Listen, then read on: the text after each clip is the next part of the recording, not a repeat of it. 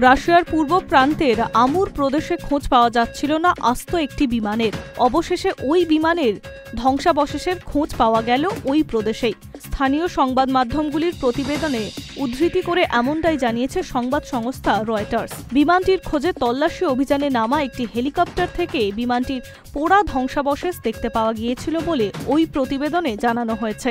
বিমানটি কিভাবে ভেঙে পড়ল কিংবা বিমানে থাকা যাত্রীরা সুরক্ষিত রয়েছেন কিনা তা এখনো স্পষ্ট নয়। তবে আশঙ্কা করা হচ্ছে বিমানে থাকা কেউই আর বেঁচে নেই।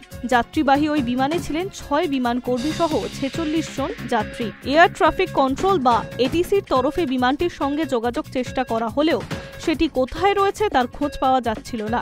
রাশিয়ার স্থানীয় আপৎকালীন বিষয়ক মন্ত্রকের তরফে জানানো হয়েছে বিমানটি সাইবেরিয়া আঙ্গারা এয়ারলাইন্স মালিকানাধীন। বিমানটি গন্তব্যস্থলে ছিল রাশিয়ার আমুর প্রদেশের চীনা সীমান্তবর্তী শহর টিন্ডা। ওই প্রদেশের গভর্নর ভাসিলি ওরলভ জানিয়েছে যাত্রীদের মধ্যে 5 জন শিশুও রয়েছে।